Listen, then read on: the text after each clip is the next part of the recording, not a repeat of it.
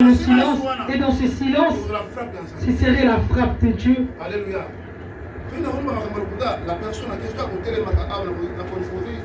Si j'ai dit des choses fausses, la personne elle s'élèvera et je l'imposera. Elle doit dire cette chose devant les enfants de Dieu. Alléluia. Parce que les hommes ignorent là où ils ont mis le pied.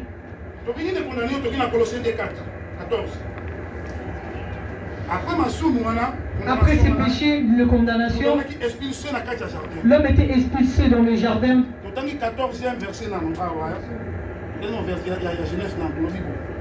L'Éternel Dieu dit au serpent, il commence à leur donner la punition. Et quand tu as menti, c'est la femme, ça devient des accusations. Genèse chapitre 14 verset 17, je lis au nom de Jésus.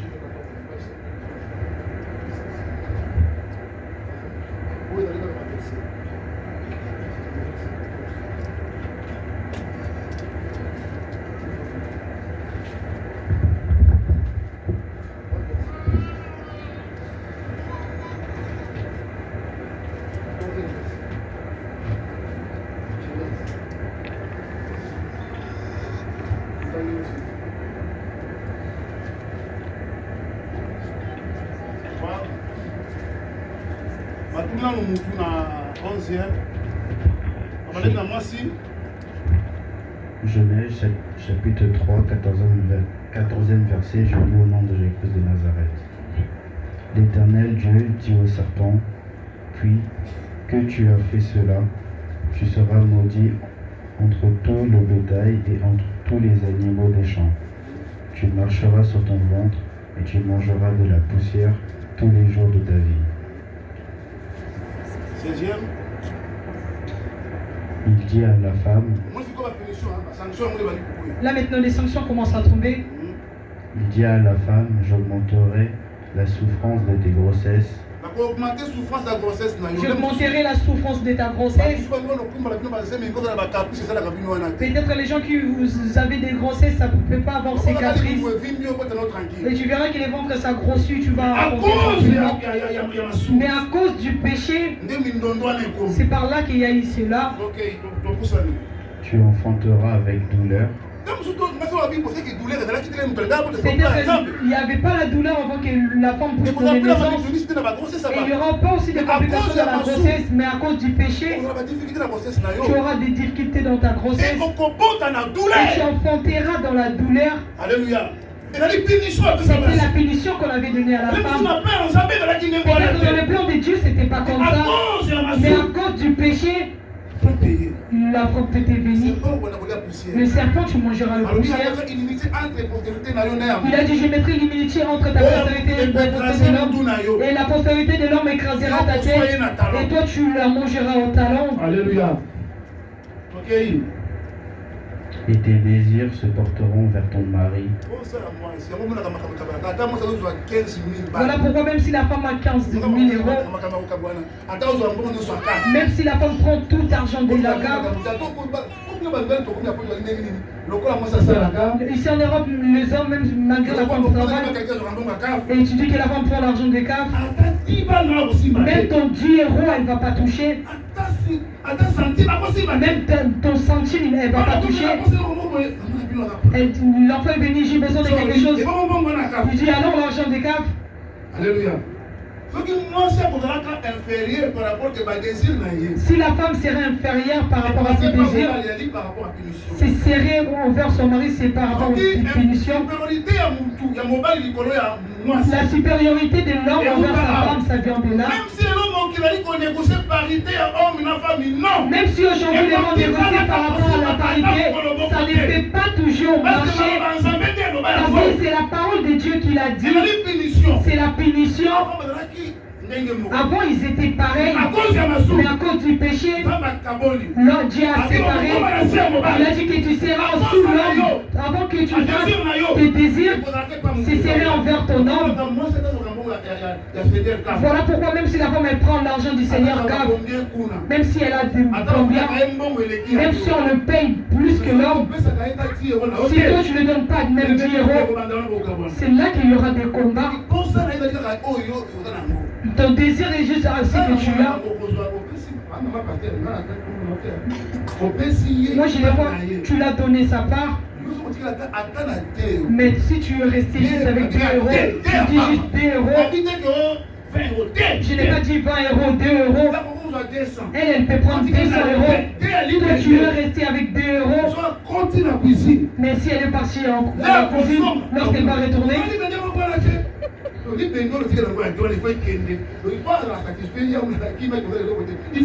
donc ça doit terminer pour qu'elle soit satisfaite.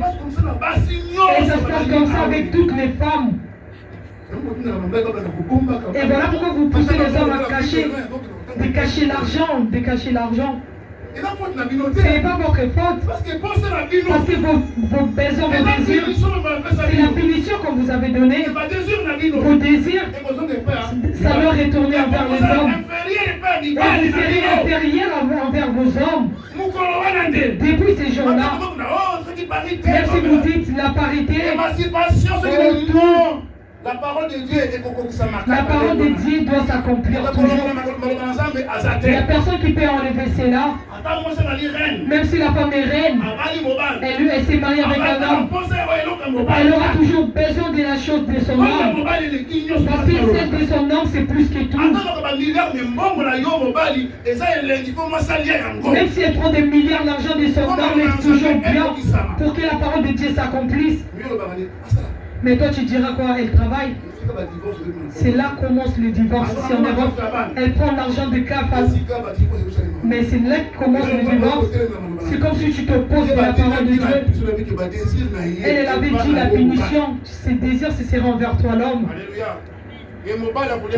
Et l'homme mangera à la sueur. Il a dit à l'homme, puisque tu as écouté la voix de ta femme, et que tu as mangé de l'arbre au sujet et tu as mangé l'arbre duquel je t'avais donné cet ordre, tu n'en mangeras point. Le sol sera maudit à cause de toi. À cause de toi, l'homme, le sol sera maudit. Le sol, c'était les revenus de l'homme. S'il a planté, le revenu sera facilité, mais ça deviendra difficile. Voilà pourquoi nous voyons le travail que les hommes font, c'est toujours difficile. À cause de travailler durement, les hommes meurent avant les femmes. La femme, on peut la comprendre, mais l'homme, c'est toujours difficile pour la comprendre. C'est comme le sol était une richesse, mais moi, je vais venir, ça deviendra dur. Ça deviendra dur pour que tu fasses sortir quelque chose. Pour avoir quelque chose, tu dois faire sortir la sueur. Alléluia. Il était parti loin. Vous allez mourir. Vous allez retourner poussière. Vous retournerez poussière là où vous venez. C'est le péché qui a condamné l'homme. C'est le péché qui a entraîné la mort de la vie de l'homme. Et ça, il m'a soumou. On peut tout faire, on peut tout avoir. La relation que nous pouvons arranger, réparer, c'est la relation avec Dieu. La relation de Dieu, on les répare comment? C'est de marcher et d'obéir à la parole de Dieu, c'est-à-dire de faire la volonté de Dieu. En commençant par moi qui vous prêche, je dois être exemple pour toi. Je dois marcher dans la crainte de Dieu. On n'est pas un enfant de Dieu à l'église. Être un enfant de Dieu, c'est toute une vie. La vie d'un chrétien, c'est la vie de tous les jours. C'est comme quelqu'un qui s'est marié, il s'est marié pour toujours. Il s'est marié jusqu'à la mort. C'est la vie des chrétiens. C'est ça la vie d'un chrétien. Alléluia. Dans l'an 46, après Jésus. Dans l'an 46, après Jésus, après sa mort, c'est là qu'on avait appelé les gens chrétiens en Antioche parce qu'ils avaient vu le comportement de Christ dans leur vie. Ils avaient vu les caractères de Christ. Est-ce que toi et moi, on voit les comportements de Christ en nous? On voit les caractères de Christ en nous? Ou bien même les diables s'étonnent. Comment un enfant de Dieu peut faire ça? Comment un enfant de Dieu a coquille comme ça la voix? Il vire son frère pour la sémoule. Comment l'enfant de Dieu peut faire ça? Il pure son homme. Parce qu'il avait demandé en service et il n'a pas fait. Comment l'enfant de Dieu peut faire ça? Sa femme l'a donné tout son cœur. Elle a donné la confiance. Et lui à l'extérieur, il est en train de tromper. Et lui à l'extérieur, il sort avec d'autres femmes. Et lui à l'extérieur, il donne naissance à d'autres femmes. Et même les diables est étonné à travers le comportement soi-disant de nous les chrétiens. Alléluia. Et on fait étonner les diables. Par contre, nous devons faire étonner Dieu à travers nos biens. C'est ce que nous les chrétiens d'aujourd'hui nous faisons. Alléluia. On peut dire Amen. Ça c'est mal. Vous allez monter. Vous serez bénis. Regarde comment tu es béni. Regarde comment tu es béni. Là tu me diras Amen. Tu es déjà béni. Tu es déjà béni. Parce que tu apportes la bénédiction. Et la bénédiction c'est qui? C'est Jésus-Christ de Nazareth. Alléluia. Ce n'est pas des gens, tu seras béni. Tu seras béni. Et recevoir la bénédiction. Le jour où tu as vu l'engagement de l'accepter, tu as déjà reçu la bénédiction en toi. Alléluia. Toute bénédiction. Toute bénédiction. Condamné pour le vie et d'aller déclaré coupable et frappé d'une peine. On a dit déclaré coupable et frappé d'une peine. Hein, bah, j'ai dit, c'est la bonne hein. Nous allons maintenant dans le livre des Colossiens. Dans tout ce que nous cherchons les remèdes. Et nous nous sommes posé une question. Réponse à qu'est-ce qui t'a condamné? On dit que l'homme a été condamné par ton du péché. Nous avons dit condamné pour la massou.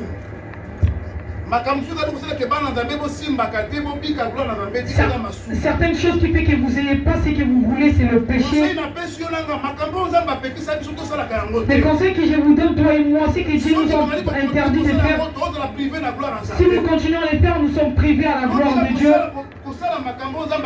Nous devons arrêter de faire des choses que Dieu nous a interdites. C'est ce qui nous empêche que la gloire de Dieu se manifeste dans nos vies.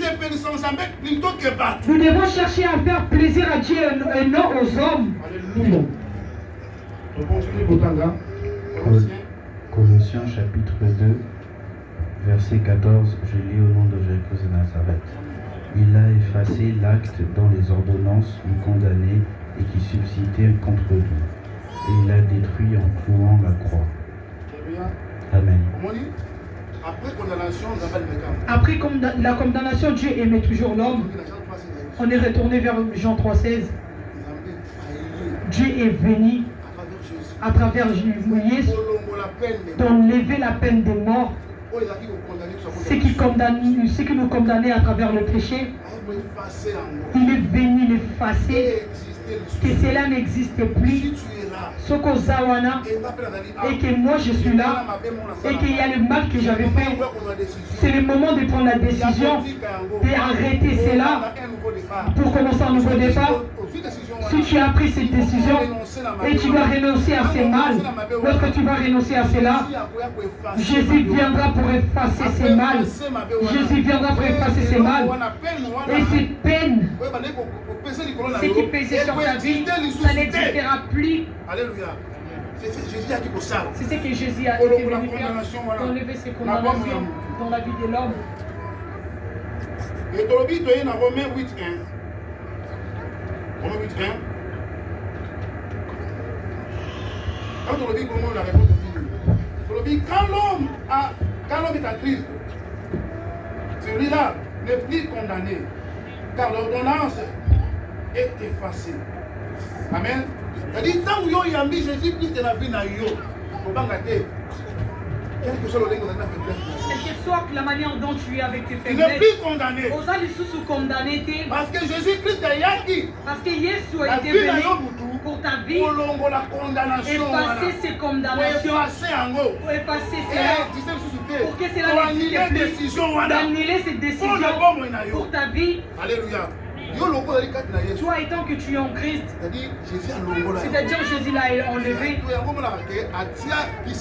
Voilà pourquoi il a donné un médicament. C'est qui enlève le péché dans le monde? Est-ce que c'est le C'est pas pasteur? prophète. Est-ce que c'est les prophètes? Malobi qui? On dit c'est qui? C'est l'agneau de Dieu. C'est l'agneau de Dieu. Et l'agneau de Dieu c'est qui? Et l'agneau de Dieu c'est C'est qui? Jésus. C'est lui qui ôte les péchés. C'est lui qui ôte les péchés. C'est lui qui enlève les péchés. Romains chapitre 8, verset 1, je lis au nom de Jésus de Nazareth.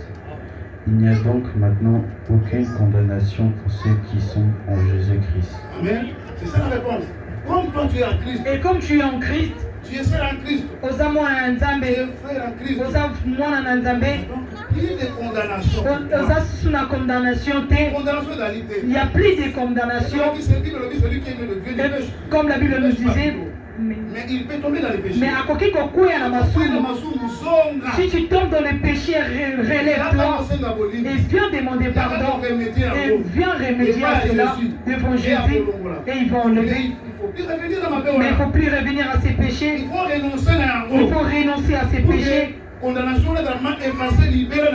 que ces condamnations doivent être vraiment effacées pour toujours. Tu avais trompé à ta femme. Tu as dit à maman, pardonne-moi, j'arrête.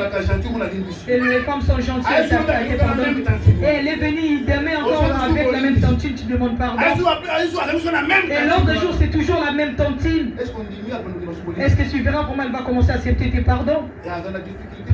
Et elle aura des difficultés pour te croire, même si tu l'as dit la vérité. Et il faut renoncer.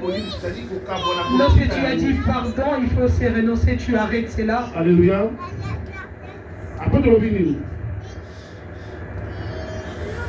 Pourquoi moi? Et pourquoi l'Esprit de Dieu doit témoigner dans l'esprit de cet homme? Romains 8, 15 à 16. On a Romains 8 maintenant. 15 à 16. Romains 8, 15 à 16, je lis au nom de Jésus de Nazareth. Et vous n'avez point reçu un esprit de servitude pour être encore dans la crainte. Mais vous avez plus reçu l'esprit de la servitude. On avait vu les noms de la servitude. C'est comme si l'homme tu travailles en perte. Tout ce que tu feras, il n'y a pas de bénéfice dans le nom de servitude.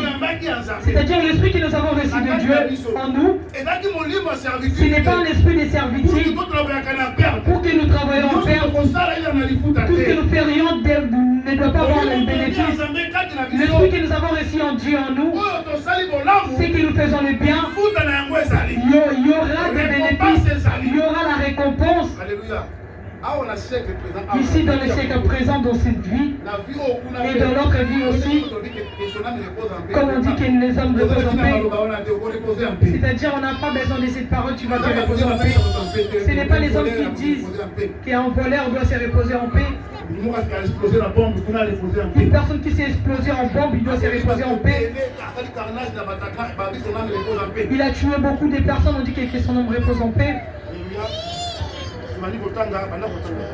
Mais vous avez reçu un esprit d'adoption par laquelle nous craignons Abba Père. Nous crions Abba Père.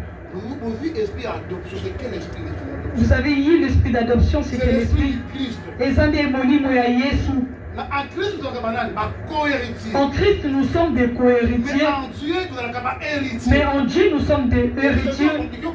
Je pense que ça vous complique. Tu es co-héritier de la richesse de Dieu en Christ. Mais devant Dieu, tu es héritier. Amen. Dieu ne vous connaît pas. Dieu ne vous a pas connu.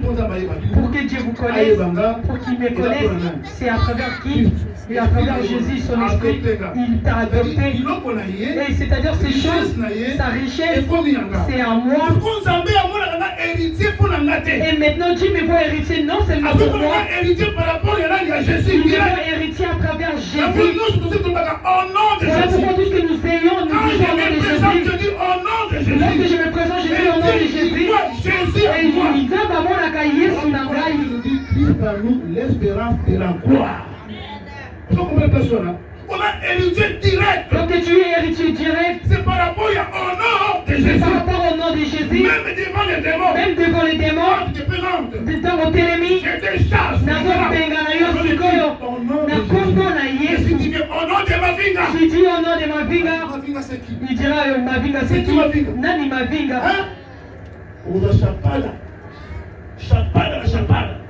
Alléluia. Il y a les seuls noms qu'ils ont fait. Et ça des combos à Yesu Massia de Nazareth. Voilà pourquoi il nous a donné d'être les héritiers directs. En lui, nous sommes des co-héritiers. Parce qu'à travers son esprit, nous sommes devenus enfants de Dieu et appartenir à Dieu. Et voilà pourquoi nous venons au nom de Jésus. Tosenga kana kombo na Yesu. Toyaka na kombo na Yesu. Tokofesaka pe masumu na kombo na Yesu. Tous les chrétiens demandent au nom de Jésus. Si je suis aussi humble, na kombo na Yesu. Si je peux t'aider, na kombo na Yesu. Aujourd'hui, Dieu m'a montré. Tu venais avec ta sœur. Tu as porté le manteau. Il y avait beaucoup de poches. Il y avait beaucoup d'argent qui tombait. Dieu paye. La bénédiction de Dieu enrichit l'homme. Ce que tu fais, ça la comme malade, fais de Dieu bien. Moi j'ai dit, maman, donne-moi aussi. Tu as fait entrer. Tu as pris beaucoup d'argent.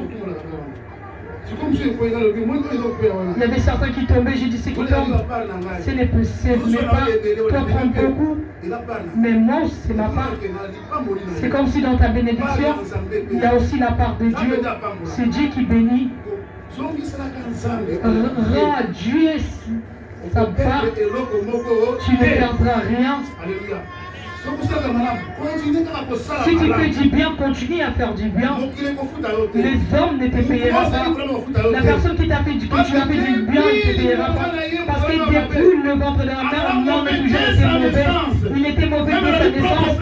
Même ton propre frère, même ta propre sœur, n'attend pas la récompense. Si tu fais du bien, fais-le pour Dieu. Le manteau, il y avait vraiment l'argent. Le matin. Alléluia. Continue à faire le bien. Parce que ce que l'homme aura semé, il le moissonnera. Alléluia. L'adoption que nous avons eue, c'est à travers le nom de Jésus. L'Esprit lui-même rend témoignage à notre esprit que nous sommes enfants de Dieu. Si tu as peur, tu dis, est-ce que moi aussi ça va marcher? Comme Dieu m'avait dit, tu es un enfant de Dieu. Miracle les anayo. Lorsque tu arrives à la fin, il y a une fois qui vient te dire que est-ce que tu n'es pas un enfant de Dieu? Il te dit n'aie pas peur, tu es un enfant de Dieu, ça va marcher. Et bien tu ne vends pas le nom de l'Éternel. Vends les vêtements, vends tout ce que tu veux. Vends le Weston. Mais ne vends pas Jésus. Il est tout pour toi. Il est tout. Pour avoir